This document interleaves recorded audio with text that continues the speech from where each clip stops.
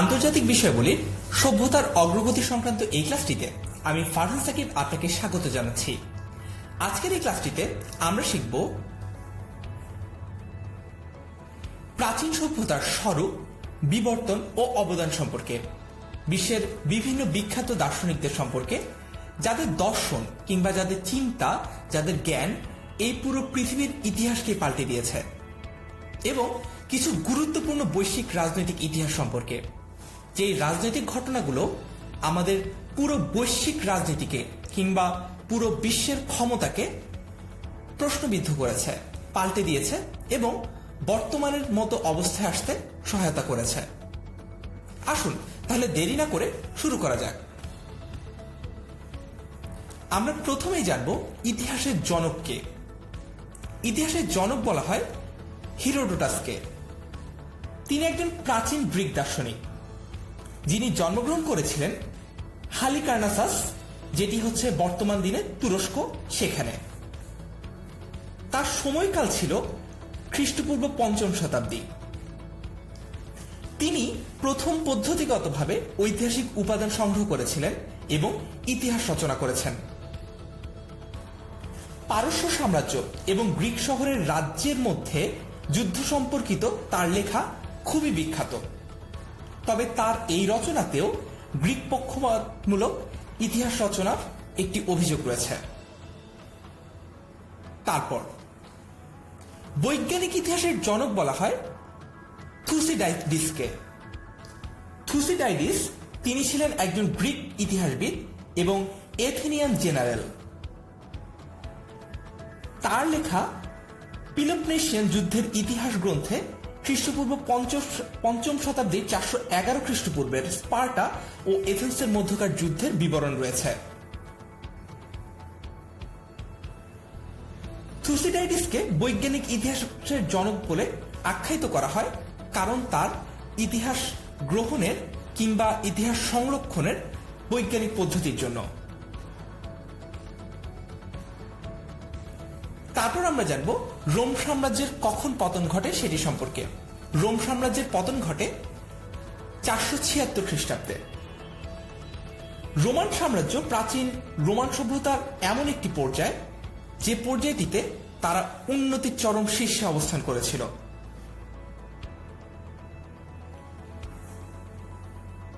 তারপর আমরা জানব পারস্য থেকে ইরান এই নামকরণটি কবে হয়। এই নামকরণটি করা হয় ১৯৩৫ সালে।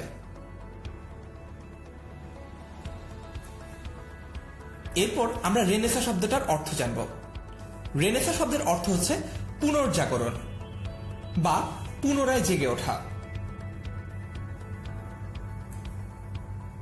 শিল্প বিপ্লব এটি সংগঠিত হয় ১৭৬০ সালে। ইংল্যান্ডের গৌরবময় বিপ্লব এটি সংগঠিত হয় ১৬৮৮ সালে। ১৬৮৮ সালের এই বিপ্লবের ভেতর দিয়ে ক্যাথলিক রাজা দ্বিতীয় জেমস তার প্রোটেস্ট্যান্ট কন্যা মেরি এবং ডাচ জামাতা উইলিয়াম অফ অরেঞ্জের দ্বারা উৎখাত হয়েছিলেন। বিপ্লবের পেছনের উদ্দেশ্যগুলো ছিল জটিল। তাতে যেমন রাজনৈতিক বিবেচনা ছিল, তেমনি ছিল ধর্মীয় বিবেচনাও। ইংল্যান্ড কিভাবে শাসিত হবে এই ঘটনা সেটিকে চূড়ান্তভাবে বদলে দেয়। রাজতন্ত্রের ওপর সংসদকে অধিকতর ক্ষমতা প্রদান করে এবং একটি রাজনৈতিক গণতন্ত্রের সূচনা করে। তারপর নগর রাষ্ট্রের উদ্ভব ঘটে এথেন্স ও স্পার্টায়। গ্রিক সভ্যতার অন্যতম দুটি বড় নগর ছিল এই স্পার্টা ও এথেন্স। তারপর আমরা জানব পারস্যের নাদির শাহের ভারত থেকে ময়ূর সিংহাসন লুট করার ঘটনা। ময়ূর সিংহাসন মুঘল সম্রাট শাহজাহান কর্তৃক নির্মিত একটি সিংহাসন। ময়ূর সিংহাসনটি ১৭৩৯ সালে পারস্য সম্রাট নাদির শাহ ভারতবর্ষ অভিযানকালে লুট করেন। দিল্লি থেকে ফিরে যাওয়ার সময় তিনি বিখ্যাত কোহিনূর হীরাও লুট করেন। তারপর সক্রেটিসকে হেমলক বিষ পান করানোর মাধ্যমে হত্যা করা হয়। এই মহান দার্শনিকের সম্পর্কে তথ্য লিখিতভাবে পাওয়া যায় কেবলমাত্র তার শিষ্য প্লেটোর ডায়ালগ এবং সৈনিক জেনোফনের রচনা থেকে। তৎকালীন শাসকদের ক্ষোভের মুখে পড়ে তাকে মৃত্যুদণ্ড এইটি গ্রহণ করতে হয়।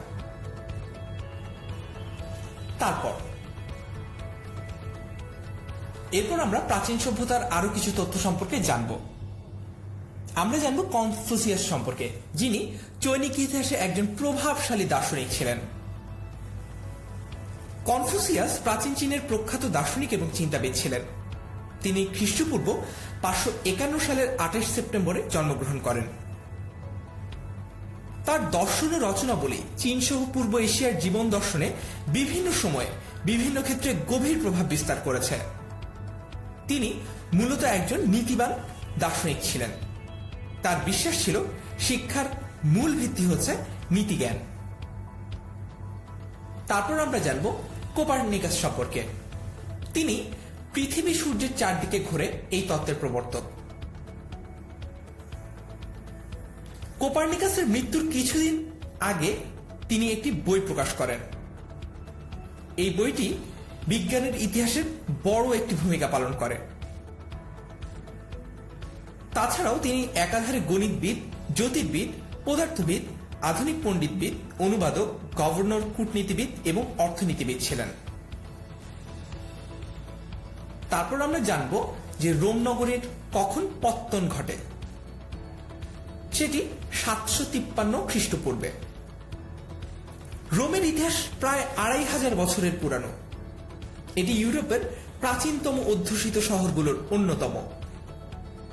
শহরটি ধারাবাহিকভাবে রোমান রাজ্য, রোমান প্রজাতন্ত্র ও রোমান সাম্রাজ্যের রাজধানীতে পরিণত হয় এবং পাশ্চাত্য সভ্যতার জন্মস্থান হিসেবে একে গণ্য করা হয়। খ্রিস্টান প্রোটেস্ট্যান্ট মতবাদের প্রবর্তক হিসেবে আমরা জানি মার্টিন লুথারকে। এখন নিশ্চয়ই প্রশ্ন আসছে যে প্রোটেস্ট্যান্টবাদ বা প্রোটেস্ট্যান্ট মতবাদটা কি জিনিস। প্রোটেস্ট্যান্টবাদ হচ্ছে খ্রিস্ট ধর্মের দ্বিতীয় বৃহত্তম শাখা, যার অনুসারীর সংখ্যা 800 মিলিয়ন থেকে 1 বিলিয়ন, যা গোটা খ্রিস্টান সম্প্রদায় 37%। মার্টিন লুথার ছিলেন একজন জার্মান ধর্মযাজক এবং ধর্মতত্ত্বের অধ্যাপক। পাপ করে অর্থের বিনিময়ে বিধাতার শাস্তি থেকে মুক্তি পাওয়া যায়, এই মতের তিনি কঠোর বিরোধিতা করেন।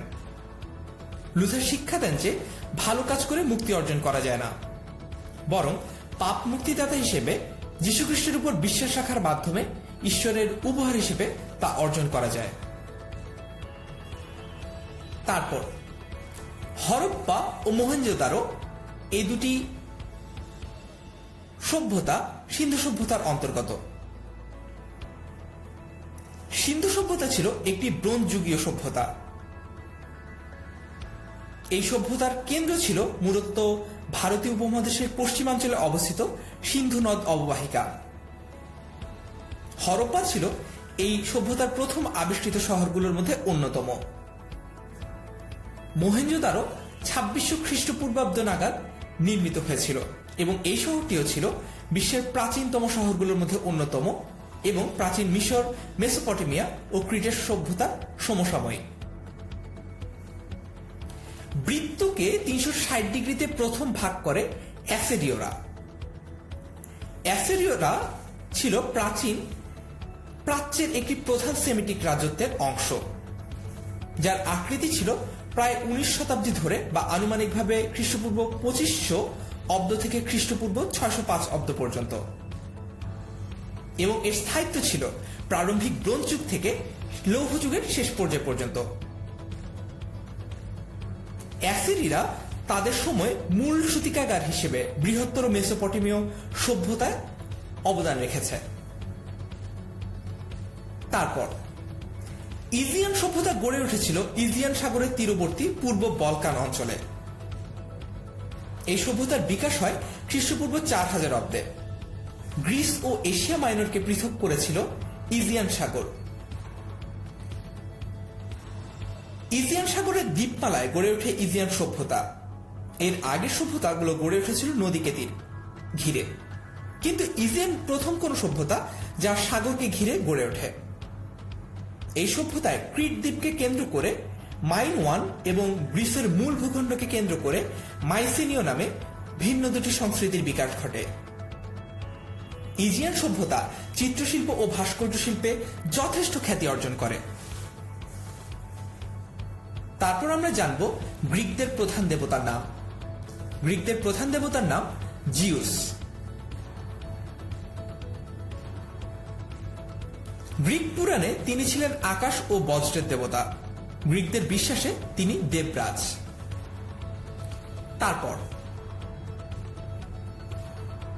এরপর আমরা জানব হিজরি সন গণনা। এই রীতিটি চালু করেন কে? এই রীতিটি চালু করেন হযরত উমর রাদিয়াল্লাহু তাআলা আনহু। হিজরি হচ্ছে ইসলামী চন্দ্রপঞ্জিকায় ব্যবহৃত যুগ, যার গণনা 622 খ্রিস্টাব্দ বা 622 সালে ইসলামী নববর্ষ থেকে শুরু হয়।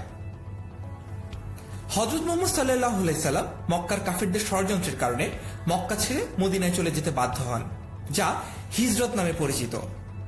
পরবর্তীতে আরবরা এই হিজরতের সময় থেকে হিজরি সাল গণনা শুরু করে। তারপর ইতিহাসের শ্রেষ্ঠ নির্মাতা বলা হয় মিশরীয়দের। প্রাচীন মিশরীয় শিল্পকলায় ধর্মের প্রভাব ছিল খুবই প্রবল। ধর্মের সাথে নিবিড় সম্পর্কযুক্ত মিশরীয় শিল্পকলাকে ধর্মীয় শিল্পকলা বলে অভিহিত করা হয়। বাস্তবতা ও আধ্যাত্মিকতার অনুপ্রেরণায় মিশরীয় শিল্পকলার বিকাশ ঘটেছিল। অন্যান্য সভ্যতার মতো মিশরীয় সভ্যতা শিল্পকলার প্রধান তিনটি দিক, যথা স্থাপত্য, ভাস্কর্য এবং চিত্রকলার বিকাশের মাধ্যমে গড়ে উঠেছিল। পৃথিবীর মানচিত্র প্রথম আঁকার চেষ্টা করেন অ্যানাঙ্গিম্যান্ডার।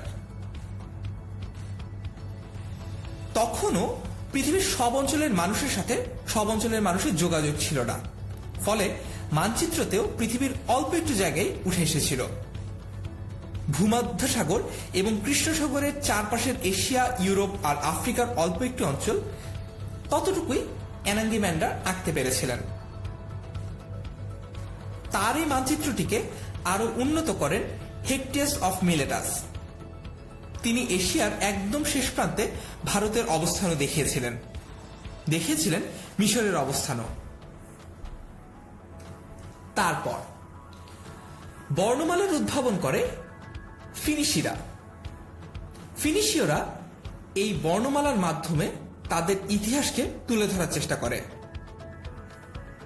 এই পর্যন্ত খোঁজ পাওয়া সবচেয়ে প্রাচীন বর্ণমালা ভিত্তিক লিপিটি হচ্ছে এই ফিনিশীয় লিপি, যা ভূমধ্যসাগরের তীরে অবস্থিত ফিনিশীয় জাতির লিপি ছিল।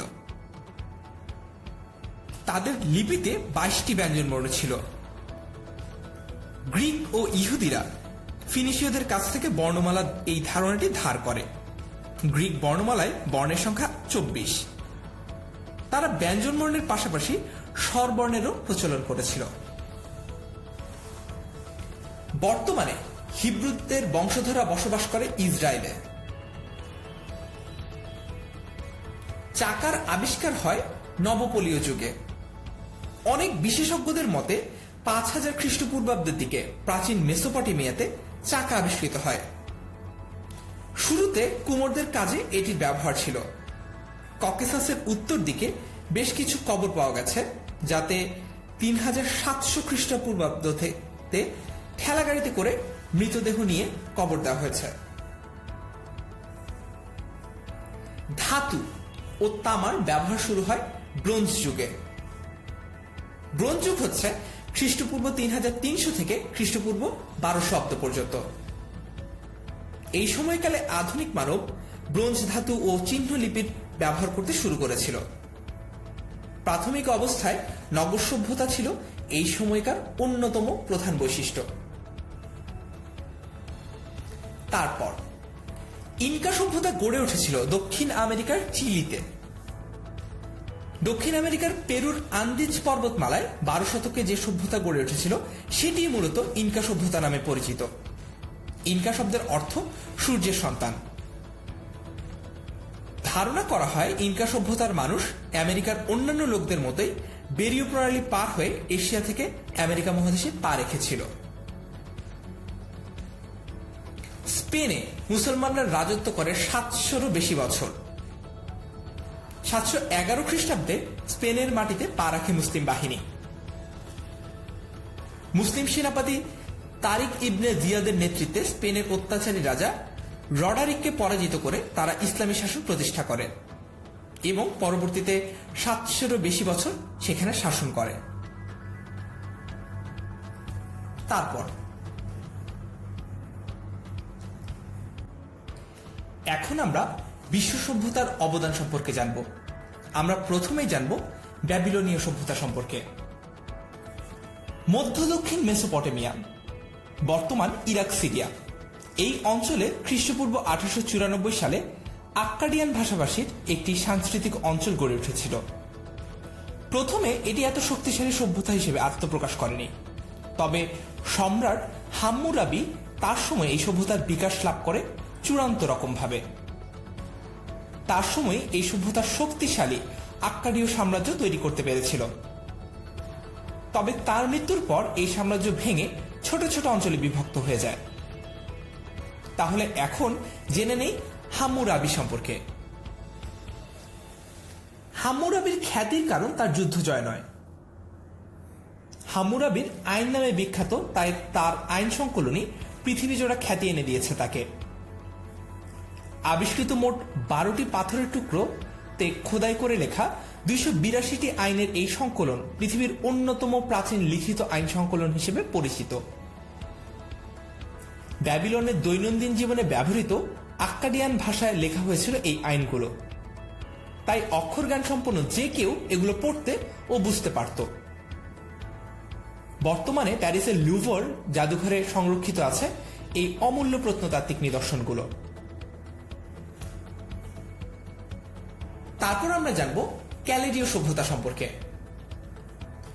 ব্যাবিলিয়ন শহরকে ঘিরে গড়ে ওঠায় ক্যালেডীয় সভ্যতাকে নতুন ব্যাবিলনীয় সভ্যতাও বলা হয়। মেসোপটেমীয় সভ্যতার চূড়ান্ত ধাপ ক্যালদীয় সাম্রাজ্য গড়ে তোলার সবচেয়ে বড় ভূমিকা ছিল সম্রাট নেবুচাঁদনেজারের। এবং ব্যাবিলনের যে ঝুলন্ত উদ্যান, সেটির সাথেও সম্রাট নেবুচাঁদনেজারের নাম জড়িয়ে আছে। সর্বপ্রথম সপ্তাহকে 7 দিনে এবং দিনকে 12 জোড় ঘন্টায় ভাগ করে ক্যালেডীয়রা। তারপর আমরা জানব মিশরীয় সভ্যতা সম্পর্কে। মিশরীয় সভ্যতার সময়কাল হচ্ছে খ্রিস্টপূর্ব 5000 থেকে শুরু করে 2500 বছর পর্যন্ত স্থায়ী। বর্তমান মিশর সহ উত্তর আফ্রিকা, এশিয়া, ইউরোপের অংশ নিয়ে এই সভ্যতাটি গড়ে উঠেছিল।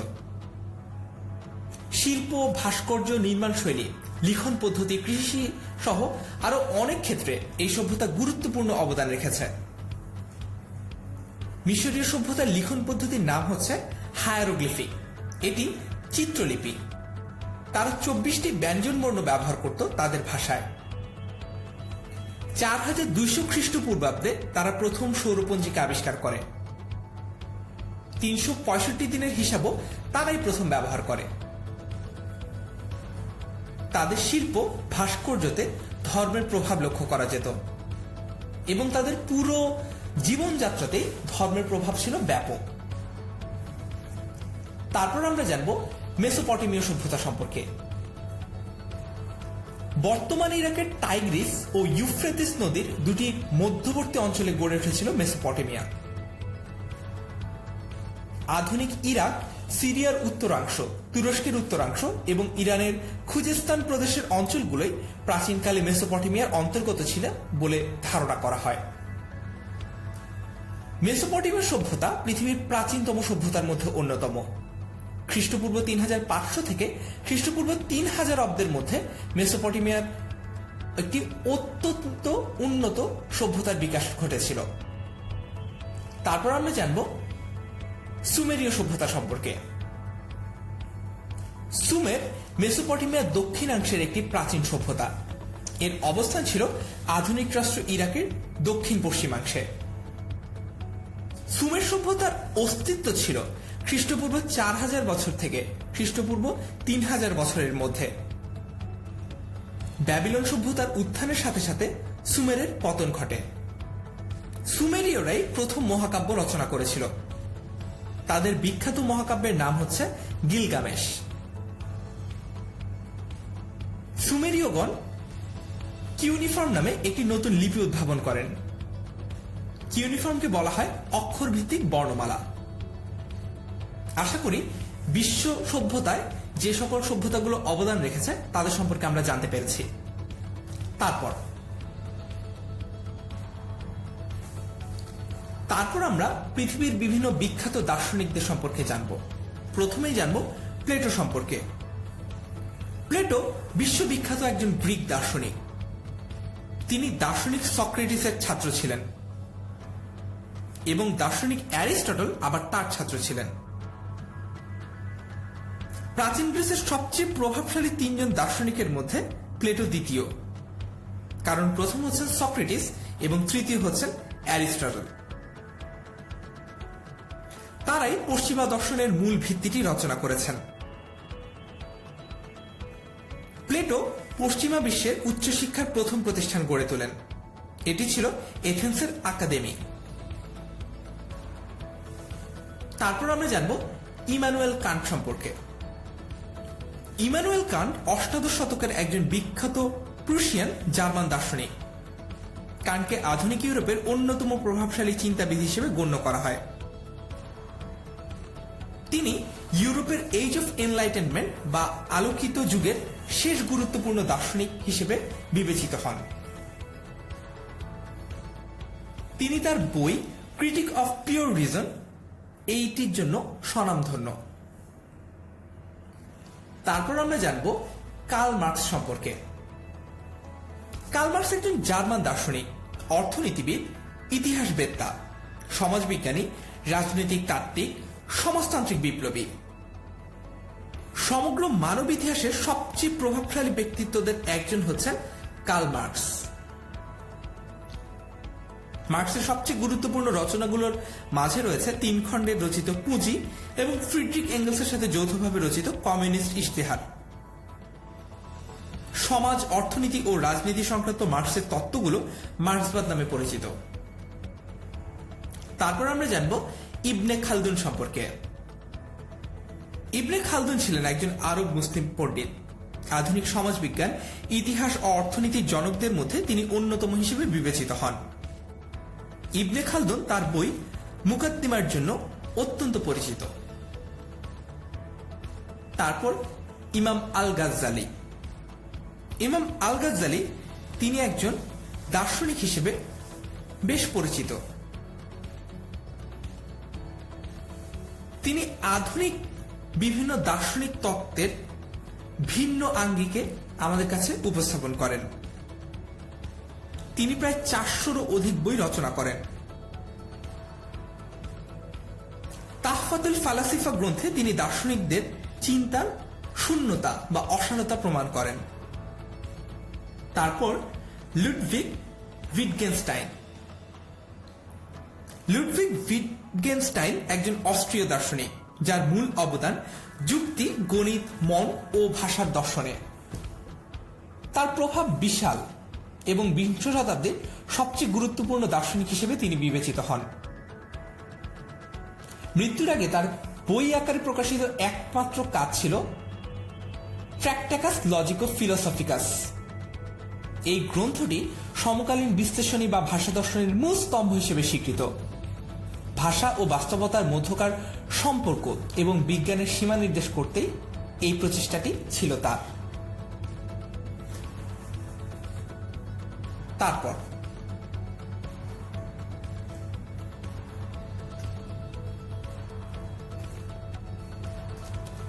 এখন আমরা বিশ্বের রাজনৈতিক ইতিহাস সম্পর্কে জানব। প্রথমে আমরা জানব এশিয়া মহাদেশের কিছু রাজনৈতিক ইতিহাসের ব্যাপারে।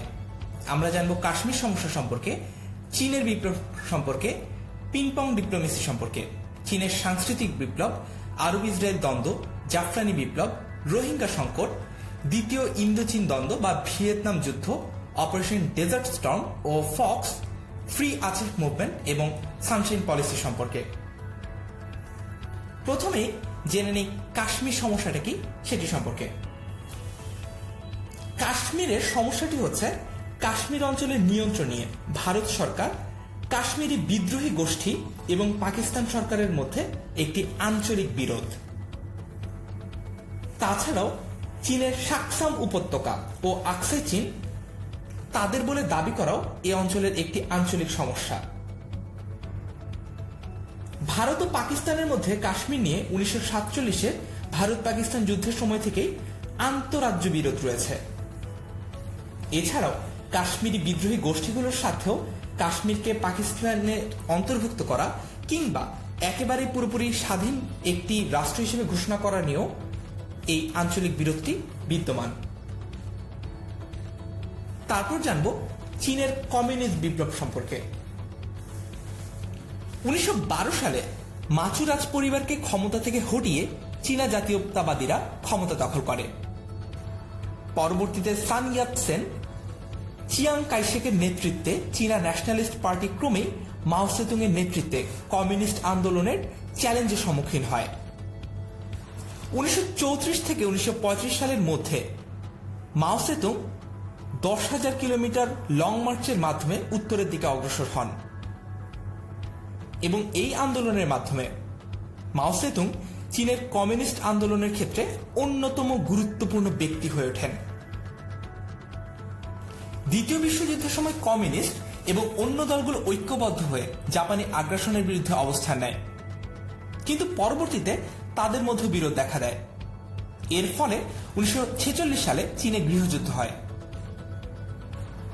কমিউনিস্ট পার্টির গণমুক্তি ফৌজ 1949 সালে চীনের জাতীয়তাবাদী শাসকদের পরাজিত করে এবং চীনে বিপ্লব সম্পন্ন করে।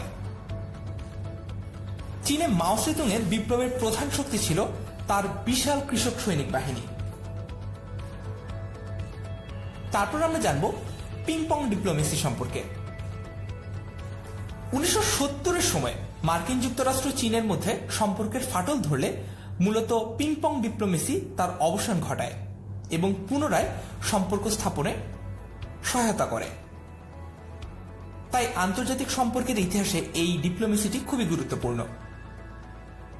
1971 সালে চীনের আমন্ত্রণে মার্কিন যুক্তরাষ্ট্রের টেবিল টেনিস পিংপং দল চীন সফর করে। এজন্যই এটার নামকরণ করা হয়েছে পিংপং ডিপ্লোমেসি। পিংপং ডিপ্লোমেসি চীন মার্কিন সম্পর্কের ক্ষেত্রে একটি নতুন সম্ভাবনার দ্বার উন্মুক্ত করে। এর মাধ্যমে দুই দেশে বৈরিতার অবসান ঘটে। বিশেষ করে যুক্তরাষ্ট্র সমাজতান্ত্রিক চীনকে স্বীকৃতি প্রদান করে, ফলে চীন জাতিসংঘ নিরাপত্তা পরিষদের সদস্যপদ লাভ করে। তারপর আমরা জানব চীনের সাংস্কৃতিক বিপ্লব সম্পর্কে। মাও সেতুং এর নেতৃত্বে গণপ্রজাতন্ত্রী চীনে বড় রকম ভাবে সাংস্কৃতিক পরিবর্তনের লক্ষ্যে এই বিপ্লবটি সংঘটিত হয়। 1966 থেকে 1976 সাল পর্যন্ত সময়কালে সামাজিক রাজনৈতিক আন্দোলনের অংশ হিসেবে এটি ঘটেছিল। চীনের কমিউনিস্ট পার্টির সভাপতি মাও সেতুং এর প্রস্তাবে পুঁজিবাদী ও প্রাচীনকালে ধ্যান ধারণা থেকে চীনকে দূরে রাখতে এবং প্রকৃত সমাজতান্ত্রিক চিন্তা ভাবনা সংরক্ষণের লক্ষ্যে এই বিপ্লবের সূত্রপাত হয়। তারপর জেনে নিব আরব ইসরায়েল যুদ্ধ সম্পর্কে। আরব ইসরায়েলের সংঘাত মধ্যপ্রাচ্যের সংকটের একটি কেন্দ্রবিন্দু ছিল। এর সূচনা হয়েছিল 100 বছর আগের এক ঘোষণা দিয়ে, যা পরবর্তীতে পরিচিতি পায় ব্যালফোর ডিক্লারেশন নামে। এর মাধ্যমে প্যালেস্টাইনের প্রথম ইহুদিদের মধ্যে একটি স্বাধীন রাষ্ট্রের ভাবনাকে স্বীকৃতি দেওয়া হয়। এখান থেকেই মূলত আরব ইসরায়েল সংঘাতের শুরু হয়। আরব ও ইসরায়েলের মধ্যে এখন পর্যন্ত সংঘটিত হয়েছে 4টি যুদ্ধ। তারপর আমরা জানব জাফরানি বিপ্লব সম্পর্কে। জাফরান বিপ্লব 2007 সালে মিয়ানমারে আগস্ট, সেপ্টেম্বর এবং অক্টোবর চলাকালীন একাধিক অর্থনৈতিক ও রাজনৈতিক প্রতিবাদ ও বিক্ষোভ প্রদর্শনের মাধ্যমে শুরু হয়। জাতীয় সামরিক সরকারের জ্বালানির বিক্রয় মূল্যে ভর্তুকি অপসারণের সিদ্ধান্তের ফলে এই বিক্ষোভ শুরু হয়েছিল। বিভিন্ন বিক্ষোভের নেতৃত্বে শিক্ষার্থী, রাজনৈতিক নেতাকর্মী, নারী সহ বৌদ্ধ ভিক্ষুরা নেতৃত্ব দিয়েছে এবং অহিংস প্রতিরোধের একটি নতুন রূপ তুলে ধরেছে। হাজার হাজার বৌদ্ধ এই আন্দোলনে যোগ দিয়েছিল। এই কারণেই এই আন্দোলনকে মিডিয়ায় স্যাফরন বা জাফরান বিপ্লব হিসেবে অভিহিত করা হয়। তারপর আমরা জানব রোহিঙ্গা সংকট সম্পর্কে। রোহিঙ্গা হল পশ্চিম মিয়ানমারের রাখাইন রাজ্যের একটি রাষ্ট্রবিহীন ইন্দো আর্য জনগোষ্ঠী। 2016-17 সালে মিয়ানমারের রোহিঙ্গাদের উপর নির্যাতনের আগে আনুমানিক 1 মিলিয়ন রোহিঙ্গা মিয়ানমারে বসবাস করত। অধিকাংশ রোহিঙ্গা ইসলাম ধর্মের অনুসারী, যদিও কিছু সংখ্যক রোহিঙ্গা হিন্দু ধর্মের অনুসারীও রয়েছেন।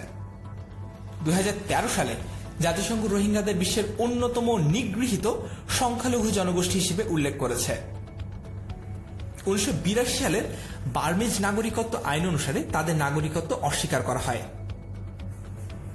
রোহিঙ্গারা 1978, 1991-92, 2012, 2015 ও 2016-17 সালে সামরিক নির্যাতন এবং দমনের সম্মুখীন হয়েছে। তাদের উপর চালানো হয়েছে এথনিক ক্লিনজিং। তারপর আমরা জানব দ্বিতীয় ইন্দোচীন দ্বন্দ্ব বা ভিয়েতনাম যুদ্ধ সম্পর্কে। ভিয়েতনাম যুদ্ধ হচ্ছে 1955 সালের 1 নভেম্বর থেকে 1975 সালের 30 এপ্রিল সংঘটিত হওয়া একটি যুদ্ধ। এই যুদ্ধে ভিয়েতনাম, লাওস এবং কম্বোডিয়ার মধ্যে সংঘাত দেখা যায়। এটি ছিল দ্বিতীয় ইন্দোচীন যুদ্ধ এবং সরকারিভাবে উত্তর ভিয়েতনাম ও দক্ষিণ ভিয়েতনামের মধ্যকার লড়াই। সোভিয়েত ইউনিয়ন, চীন এবং অন্যান্য কমিউনিস্ট মিত্রদেশ উত্তর ভিয়েতনামকে সমর্থন করেছিল। অন্যদিকে মার্কিন যুক্তরাষ্ট্র, দক্ষিণ কোরিয়া, ফিলিপাইন, অস্ট্রেলিয়া, থাইল্যান্ড এবং অন্যান্য কমিউনিস্ট বিরোধী মিত্রদেশ দক্ষিণ ভিয়েতনামকে সমর্থন করেছিল। কারো কারো কাছে এই যুদ্ধ স্নায়ুযুদ্ধ যুগের প্রক্সি ওয়ার হিসেবেও পরিচিত। তারপর আমরা জানব অপারেশন ডেজার্ট স্টর্ম সম্পর্কে। এই যুদ্ধ সংঘটিত হয় ইরাক এবং 34টি দেশের জাতিসংঘ অনুমোদিত যৌথ বাহিনীর মধ্যে। 1990 সালের আগস্ট মাসে ইরাকের কুয়েত আগ্রাসন এবং কুয়েতি ভূখণ্ড দখলের প্রেক্ষিতে ইরাকি বাহিনীর হাত থেকে কুয়েতকে মুক্ত করাই ছিল এই যুদ্ধের উদ্দেশ্য। এই যুদ্ধটি আরো কিছু নামে পরিচিত, যেমন পারস্য উপসাগরীয় যুদ্ধ বা পার্সিয়ান গালফ ওয়ার, প্রথম উপসাগরীয় যুদ্ধ বা ফার্স্ট গালফ ওয়ার, কুয়েত যুদ্ধ বা কুয়েত ওয়ার ইত্যাদি। জাতিসংঘ নিরাপত্তা পরিষদ ইরাকের উপর অর্থনৈতিক নিষেধাজ্ঞা আরোপ করে। যুক্তরাষ্ট্রের রাষ্ট্রপতি জর্জ H.W. বুশ সৌদি আরবে সেনা মোতায়েন করেন এবং অন্যান্য রাষ্ট্রগুলোকেও তাদের সেনা পাঠাতে অনুরোধ করেন। তারপর জানব অপারেশন ডেজার্ট ফক্স সম্পর্কে। 1998 সালের 16 ডিসেম্বর থেকে 19 ডিসেম্বর পর্যন্ত মার্কিন এবং ব্রিটেনের যৌথ বাহিনী ইরাকের বিভিন্ন স্থাপনায় বোমা হামলা করে। মার্কিন এবং ব্রিটেনদের বক্তব্য ছিল জাতিসংঘের নিরাপত্তা পরিষদ রেজুলেশন মেনে চলতে ইরাক ব্যর্থ হয়েছে, তাই এই হামলা করা হয়েছে। তারপর জানব ফ্রি আচেহ মুভমেন্ট সম্পর্কে। ইন্দোনেশিয়ার সুমাত্রায় আচেহ অঞ্চলে স্বাধীনতার জন্য একটি বিচ্ছিন্নতাবাদী দল আন্দোলন করে। 1976 সাল থেকে তারা সংঘাতে জড়িয়ে পড়ে ইন্দোনেশিয়ার সরকারের সাথে। অবশেষে 2005 সালে সরকারের সাথে তারা শান্তি চুক্তি করে এবং সংঘাতের পথ থেকে সরে আসে। তারপর আমরা জানব সানশাইন পলিসি সম্পর্কে। 1999 সালে দক্ষিণ কোরিয়ার রাষ্ট্রপতি কিম দায়-জং একটি নীতি বর্ণনা করেছিলেন, যা দক্ষিণ কোরিয়ার প্রতি উত্তর কোরিয়ার মনোভাবকে শিথিল করে তুলতে সাহায্য করেছিল এবং এটি ছিল শত্রুদের ক্ষতি না করে উপহার দিয়ে তাদের সাথে বোঝাপড়া করে কোরিয়ান ঐতিহ্যবাহী একটি আচার পালনের মাধ্যমে। এর মাধ্যমে উত্তর ও দক্ষিণ কোরিয়ার মধ্যকার দীর্ঘদিনের দ্বন্দ্বপূর্ণ সম্পর্ক ইতিবাচক দিকে মোড় নেয়। দক্ষিণ কোরিয়ার প্রেসিডেন্ট লি ক্ষমতায় আসলে তিনি এই নীতি মেনে চলে উত্তর কোরিয়ার সাথে সম্পর্ক বজায় রাখেননি। উত্তর কোরিয়াও এর জেরে পারমাণবিক অস্ত্র পরীক্ষা চালিয়ে গেলে পরিস্থিতি আবারও দ্বন্দ্বপূর্ণ অবস্থানের দিকে চলে যায়। তারপর আমরা জানব অন্যান্য মহাদেশ নিয়ে এবং সেখানকার রাজনৈতিক ইতিহাস নিয়ে। আমরা এখন জানব ইউরোপ মহাদেশ নিয়ে এবং আফ্রিকা মহাদেশ নিয়ে। ইউরোপ সম্পর্কে আমরা একেবারে শুরুতে জানব ম্যাগনা কার্টা নিয়ে। ম্যাগনা কার্টা ইংল্যান্ডের একটি চুক্তি, যা 1215 সালে স্বাক্ষরিত হয়। ঐতিহাসিকভাবে ম্যাগনা কার্টা এতটাই গুরুত্বপূর্ণ যে একে বর্তমান সাংবিধানিক শাসনের সূচনাও বলা যেতে পারে। 1188 সালে রাজা দ্বিতীয় হেনরি সব অস্থাবর সম্পত্তির উপর কর ধার্য করেন, কেননা যুদ্ধের বিপুল ব্যয়ভার রাজার উপর এমন চাপ সৃষ্টি করেছিল যে অতিরিক্ত কর ধার্য করা ছাড়া কোনো উপায় ছিল না। তার ছেলে রাজা জন ছিল স্বেচ্ছাচারী, তাই ভূস্বামীরা তার উপর চাপ প্রয়োগ করেন এবং রাজা জন এই চুক্তি করতে বাধ্য হন। এর ফলে রাজাকেও এটি নিয়মের মধ্যে আসতে বাধ্য করা হয়। এই শর্তগুলোর মধ্যে প্রধান হচ্ছে রাজা প্রতিনিধি স্থানীয় লোকদের অনুমোদন ছাড়া কারো স্বাধীনতায় বা সম্পত্তিতে হস্তক্ষেপ করতে পারবেন না। তারপর আমরা জানব গ্লাসনস্ট এবং পেরেস্ট্রোইকা সম্পর্কে। মিখাইল গর্বাচেভ সাবেক সোভিয়েত ইউনিয়নের কমিউনিস্ট পার্টির মহাসচিব ছিলেন। তিনি গ্লাসনস্ট ও পেরেস্ট্রোইকা নামে দুটি সংস্কার নীতি চালু করেন। পেরেস্ট্রোইকা হচ্ছে গর্বাচেভের একটি অর্থনৈতিক সংস্কার কর্মসূচি, যার উদ্দেশ্য অর্থনীতিকে বাজার ব্যবস্থার উপর ছেড়ে দিয়ে একটি অবাধ অর্থনীতি প্রতিষ্ঠা করা। অন্যদিকে গ্লাসনস্ট হল তার একটি রাজনৈতিক কর্মসূচি, যার উদ্দেশ্য নাগরিকদের ধর্মীয় ও ব্যক্তি স্বাধীনতার অধিকার নিশ্চিত করা। তার এই নীতি গণতন্ত্রের এক নতুন দ্বার উন্মোচন করে এবং বহু কারাবন্দী গণতান্ত্রিক নেতা মুক্তি নিশ্চিত করে। তারপর জানব বার্লিন প্রাচীর সম্পর্কে। 1961 থেকে 1989 সাল পর্যন্ত আক্ষরিক ও মতাদর্শগতভাবে বার্লিন শহরকে বিভক্ত করা হয়েছিল। জার্মান গণতান্ত্রিক প্রজাতন্ত্র বা পূর্ব জার্মানি কর্তৃক এই প্রাচীরটি নির্মাণ করা হয়। দ্বিতীয় বিশ্বযুদ্ধের পরিসমাপ্তির পর জার্মানি কার্যত 4টি অংশে বিভক্ত হয়ে পড়ে। দখলদার রাষ্ট্রগুলোর উদ্দেশ্য হিসেবে জার্মানি ব্যবহৃত হতে থাকে। পরবর্তীতে দেখা যায় যে ফ্রান্স, ব্রিটেন এবং যুক্তরাষ্ট্র তাদের দখলকৃত অংশ নিয়ে গঠন করে ফেডারেল রিপাবলিক অফ জার্মানি। এর বিপরীতে সোভিয়েত ইউনিয়ন তাদের অধিকৃত অংশ নিয়ে গঠন করে ডেমোক্রেটিক রিপাবলিক অফ জার্মানি। পশ্চিম জার্মানিতে গড়ে ওঠে পুঁজিবাদী কাঠামো এবং অপরদিকে পূর্ব জার্মানিতে সোভিয়েতের আদলে সমাজতন্ত্র ব্যবস্থা গড়ে ওঠে। অবশেষে 1989 নভেম্বর ভেঙে ফেলা হয় এই প্রাচীর। তারপর আমরা জানব রেনেসাঁ সম্পর্কে। রেনেসাঁর আভিধানিক অর্থ হচ্ছে পুনর্জন্ম বা পুনর্জাগরণ কিংবা নবজাগরণ। এই যুগের ব্যাপ্তিকাল ছিল আনুমানিক 14 থেকে 16 শতাব্দী পর্যন্ত। আধুনিক ইউরোপের উদ্ভবের ক্ষেত্রে এই রেনেসাঁর অত্যন্ত গুরুত্বপূর্ণ ভূমিকা ছিল। এটি ছিল মূলত একটি দীর্ঘস্থায়ী সমাজ পরিবর্তন প্রক্রিয়া। এই রেনেসাঁর ভেতর দিয়ে আধুনিক পাশ্চাত্য সভ্যতার উত্থান ঘটেছে। প্রচলিত অর্থে রেনেসাঁ বলতে বোঝায় প্রাচীন যুগের গ্রিক ও রোমান সাহিত্য, সংস্কৃতি, দর্শন, প্রযুক্তি, বিজ্ঞান, শিল্পকলা, ভাস্কর্যকলা প্রভৃতি অধ্যয়ন করা এবং এগুলোর ভিত্তিতে জীবনকে পরিচালনা করা। তারপর জানব অরেঞ্জ বিপ্লব সম্পর্কে। ইউক্রেনে 2004-05 সালে তৎকালীন প্রেসিডেন্ট নির্বাচনে কারচুপির বিরুদ্ধে আন্দোলন করে ইয়াশেঙ্কো, যা অরেঞ্জ বিপ্লব নামে পরিচিতি লাভ করে। এই নির্বাচন বাতিল করে পুনরায় নির্বাচন দিলে ইয়াশেঙ্কো ক্ষমতায় আসীন হন। তারপর জানবো আফ্রিকা মহাদেশ নিয়ে। আফ্রিকার মহাদেশের আফ্রিকান ন্যাশনাল কংগ্রেস নিয়ে প্রথমে একটু জেনে নেই। এটি দক্ষিণ আফ্রিকার একটি বামপন্থী রাজনৈতিক দল। আফ্রিকান ন্যাশনাল কংগ্রেসের অন্যতম নেতা ছিলেন নেলসন ম্যান্ডেলা, যিনি বর্ণবাদ বিরোধী আন্দোলনে সক্রিয়ভাবে অংশগ্রহণকারী ছিলেন। 1962 সালে তাকে দক্ষিণ আফ্রিকার বর্ণবাদী সরকার গ্রেপ্তার করে এবং নানা অপরাধের দায়ে অভিযুক্ত করে যাবজ্জীবন কারাদণ্ড দেয়। চাপের মুখে 1990 সালে তাকে মুক্তি দিতে বাধ্য হয় সরকার। তিনি 1994 থেকে 1999 সাল পর্যন্ত দক্ষিণ আফ্রিকার রাষ্ট্রপতির দায়িত্ব পালন করেন। তিনি দেশটির প্রথম কৃষ্ণাঙ্গ রাষ্ট্রপ্রধান। তারপর আমরা জানব সুয়েজ খাল দ্বন্দ্ব সম্পর্কে। 1956 সালে মিশর সুয়েজ খাল জাতীয়করণ করে। এর ফলে ইসরায়েল, ব্রিটেন ও ফ্রান্স কর্তৃক মিশর আক্রমণ হয়। এর উদ্দেশ্য ছিল সুয়েজ খালের উপর পশ্চিমা নিয়ন্ত্রণ পুনঃপ্রতিষ্ঠা করা এবং মিশরের রাষ্ট্রপতি জামাল আবদেল নাসেরকে ক্ষমতাচ্যুত করা। যুদ্ধে মিশরের সামরিকভাবে পরাজয় হয়, তবে তারা খাল দিয়ে জাহাজ চলাচল বন্ধ করে দেয় এবং এই যোগাযোগ ব্যবস্থাটি অকেজো করে ফেলে। 1957 সালের মার্চ মাস পর্যন্ত সুয়েজ খাল বন্ধ ছিল। তারপর আমরা জানব দারফুর সংকট নিয়ে। দারফুর সুদানের দক্ষিণ অঞ্চলে অবস্থিত। দারফুরের মানুষদেরকে বরাবরই খার্তুম সরকারের দ্বারা অবহেলার শিকার হতে হয়েছে। সেজন্য সময়ের সাথে সাথে কিছু বিদ্রোহী দল সংগঠিত হয়। মূল সংঘাতটি শুরু হয় 2003 সালে।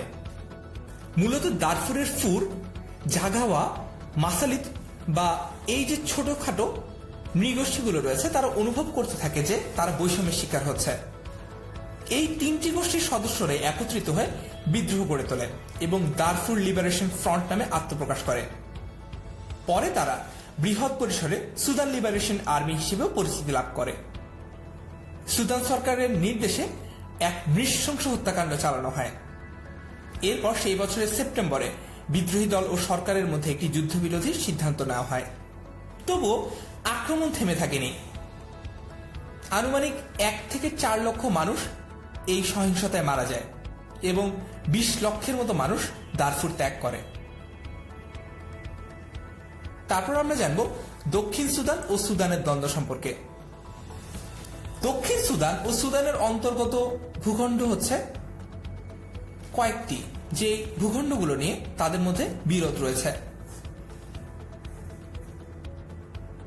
1956 সালে সুদান স্বাধীন হয়। সুদানের প্রথম গৃহযুদ্ধের পর 1972 সালে সাউদার্ন সুদান অটোনমাস রিজিয়ন, যেটি সুদানের দক্ষিণাঞ্চলীয় স্বশাসিত একটি এলাকা হিসেবে গঠিত হয়। 1983 সাল পর্যন্ত এই স্বায়ত্তশাসন বজায় ছিল। সুদানের দ্বিতীয় গৃহযুদ্ধের পর 2005 সালে কম্প্রিহেন্সিভ পিস এগ্রিমেন্ট বা সার্বিক শান্তি চুক্তি স্বাক্ষরিত হয়। ওই বছরের শেষ দিকে গঠিত হয় autonomous government of southern Sudan. Sudan দক্ষিণাঞ্চলীয় স্বশাসিত সরকার। 2011 সালের একটি গণভোটে দক্ষিণ সুদানের 98.83% মানুষ স্বাধীন দক্ষিণ সুদানের পক্ষে ভোট দেন। এরপর ওই বছরের 9 জুলাই দক্ষিণ সুদান স্বাধীন হয়।